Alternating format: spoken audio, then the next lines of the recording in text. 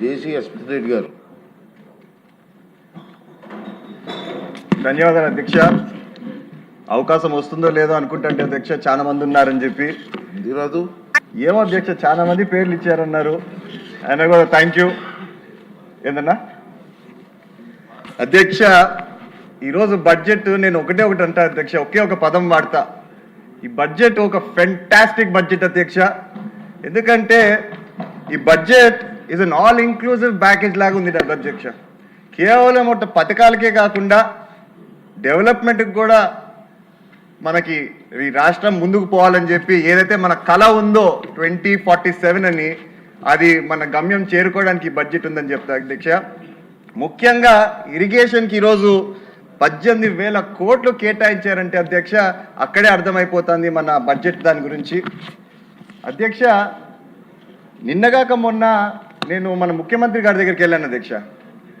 నాకు జియో కావాలట సార్, నీటి కేటాయింపు పైన చెప్పి వెళ్తే, జియో ఇచ్చేది లేదు కానీ ఖచ్చితంగా నీకు చెరువులు, రిజర్వాయర్లు, కెనాలు ఏ ఉంటే అవి ఖచ్చితంగా నింపుతానని చెప్పి నాకు ధైర్యం ఇచ్చి పంపించాడు అధ్యక్ష. కొంచెం బాధపడ్డా, ఏందబ్బా అంతగా అడిగితే జియో ఇయ్యనంటున్నాడు అని చెప్పేసి.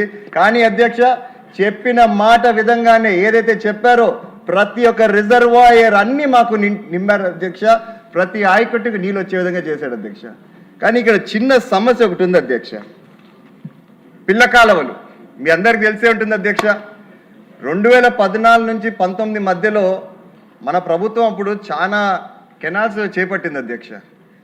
కానీ మన దురదృష్టం శాత 19లో మనకు అధికారం కోల్పోయాము. ఏమైందో తెలియదు కానీ అప్పట్లో ఉన్న ప్రభుత్వంకి అసెంబ్లీకి వస్తే చాలు వెటకారంగా, వ్యంగ్యంగా, పర్సెంటా 0.5% ఇట్లాంటి మాటలు మాట్లాడి ఈ సభనే హేళన చేశారు అధ్యక్ష. కనీసం ఈ కెనాల్స్ ఏవైతే పూర్తి చేసింటే ఖచ్చితంగా చెప్తున్నాను అధ్యక్ష, మనకి కష్టంగా ఉండింది అధ్యక్ష. అదేవిధంగా ఉదాహరణకు అధ్యక్ష, మా చాగల్లు రిజర్వాయర్ ఉంది. చాగల్లు రిజర్వాయర్ కింద ఫ్లడ్ ఫ్లో కెనాల్ అని ఒకటి ఉంది అధ్యక్ష. మన హయాంలో దాదాపు 70% పూర్తి చేశాం. కేవలం ఒక 30% పూర్తి చేసింటే దాదాపు 30,000 ఎకరాలకి నీళ్ళు ఇప్పించిండొచ్చు అధ్యక్ష. అదేవిధంగా తాగునీరు 2 నియోజకవర్గాల అధ్యక్ష, తాడిపత్రి, సింగనమలకి నీళ్ళు ఇచ్చిండ అధ్యక్ష. మరి ఎందుకు వాళ్ళు పూర్తి చేసుకోలేకపోయారో ఏమో నాకు తెలియదు. నేను తద్వారా కోరేది ఏంటంటే అధ్యక్ష, ఈరోజు మంత్రి గారిని, ఏవైతే ఈ చిన్నవి లో హ్యాంగింగ్ ఫ్రూట్స్ ఉన్నాయో 17 కోట్లు, 20 కోట్లు, 10 ఇట్లా చాలా నియోజకవర్గాల్లో ఇదే ప్రాబ్లం అధ్యక్ష. మా నియోజకవర్గంలో దాదాపు 3 ఉన్నాయి అధ్యక్ష. ఈ 3 కానీ కంప్లీట్ చేశామంటే 1,00,000 ఎకరాలకి నీళ్ళు ఇస్తామని చెప్పి తద్వారా నేను మంత్రి గారికి తెలియజేస్తున్నా అధ్యక్ష. దయచేసి ఈ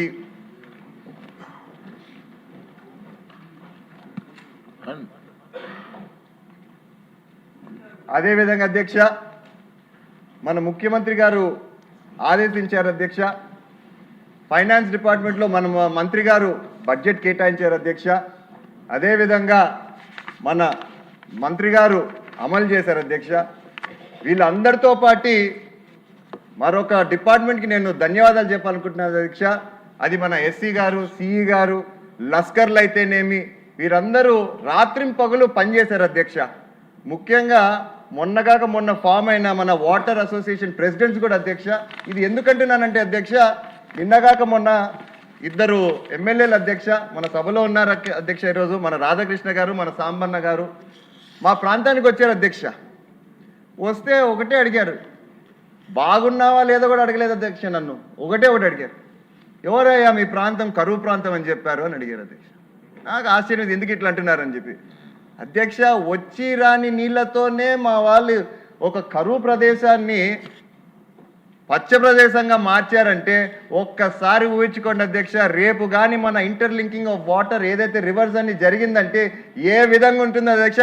ఈ సభాముఖంగా నేను చెప్తాను అధ్యక్ష, ఖచ్చితంగా రాబోయే రోజుల్లో ఒక విధంగా ఇండస్ట్రియల్ హబ్, ఒక సైడు హార్టికల్చర్ హబ్ అని చెప్పి ఒక ఫైనాన్షియల్ ఎపిసెంటర్ అయిపోయి ఖచ్చితంగా రాష్ట్రానికి రాయలసీమ అప్పిస్తుందని చెప్పి ఈ సభాముఖంగా మరొకసారి తెలియజేస్తున్న అధ్యక్ష. ధన్యవాదాలు అధ్యక్ష.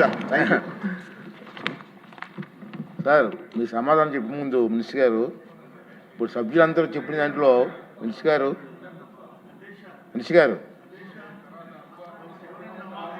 ప్లీజ్ టైం లేదు. సభ్యులందరూ చెప్పిన దాంట్లో సార్ మీరు నిధులు ఇస్తున్నారని బాగున్నాయి. ప్రాజెక్టు మెయింటెనెన్స్ కూడా డబ్బులు ఇవ్వాలి సార్, సపరేట్ బడ్జెట్. ఇంకంటే గరీజ్ బెటరు, రిపేర్ చేయరు, చాలా ఇబ్బందిగా ఉంది. దానికి కూడా సపరేట్ బడ్జెట్ పెడితే బాగుంటుందని చెప్పి నా సూచన సార్. ఇప్పుడు తమరు డిమాండ్లపై చర్చకు మంత్రి గారు స్పందిస్తారు.